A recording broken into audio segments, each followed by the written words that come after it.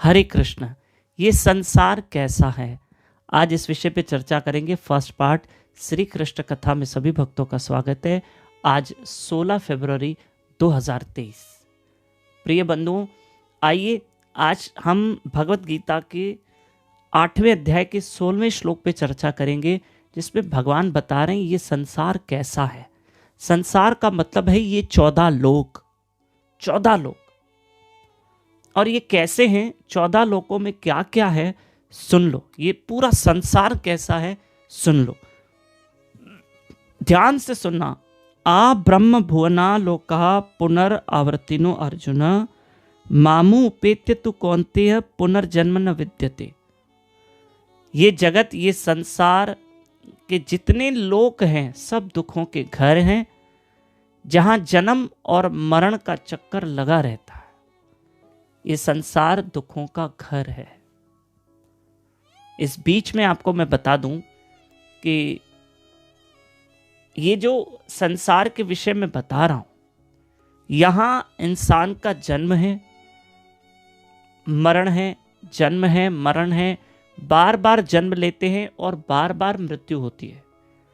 और बार बार हम मनुष्य नहीं बनते हैं, अनेक अनेक जन्म होते हैं। पेड़ पौधों के जन्म, पशु पक्षी के जन्म, फिर जन्म होता है, फिर मृत्यु होती है।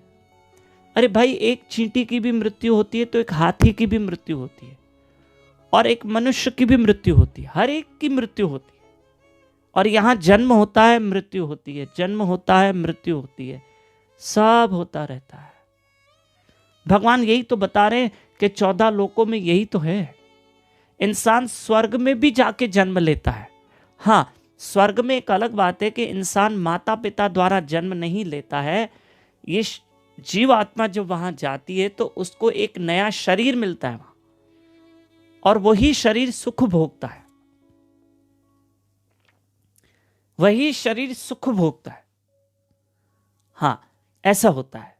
मैं आपको एक चीज बताता हूं, देखो कैसा होता है, थोड़ा सा समझना। ये आज हम मनुष्य हैं, अगले जन्म, ये मनुष्य जन्म हम 100 साल जिएंगे, 200 साल जिएंगे, फिर एक दिन मृत्यु होती है। ठीक है।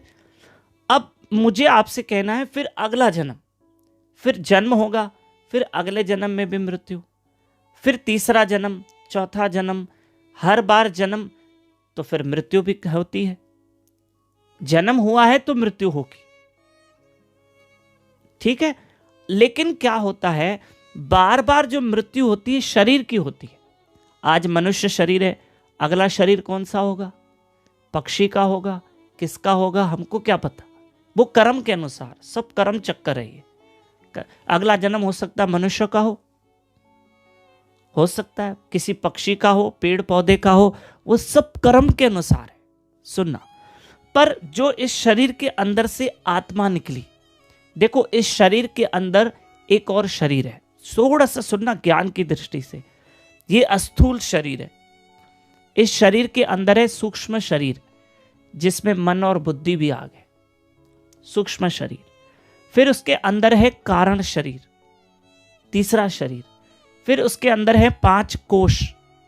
फिर उसके अंदर है आत्मा। पर जब मृत्यु होती है तो ये शरीर तो आग में जल जाता है, लेकिन इसके अंदर जो सूक्ष्म शरीर है, कारण शरीर है, इनकी मृत्यु नहीं होती है, और आत्मा है उसकी मृत्यु नहीं होती है। ये सब बाहर निकलते हैं, और ये बाहर निकलकर फिर ये अगले शरीर में चले जाते हैं। शरीर चेंज हुआ, न सूक्ष्म शरीर वही रहा, सूक्ष्म शरीर वही रहा, आत्मा वही रही, पर बार बार बॉडी चेंज हो रही है। कैसे, मैं आपको बता दूं। ये मोबाइल है, ये इसका कवर है, मेरे हाथ में देखना। ठीक है, एक बार मैं कवर खोल रहा हूं और आप ध्यान से सुनना। ये कवर है, मेरा कवर खराब हो गया तो मैं क्या करूंगा, कवर चेंज करूंगा, पर मोबाइल तो वही रहेगी।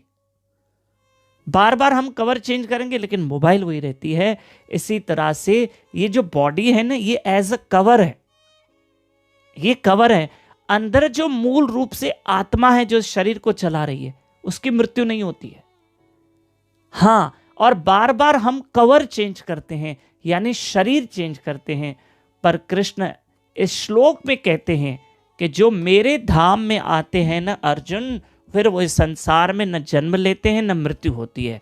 चलो कृष्ण के धाम की ओर। 8वां अध्याय 16वां श्लोक गीता में पढ़ना।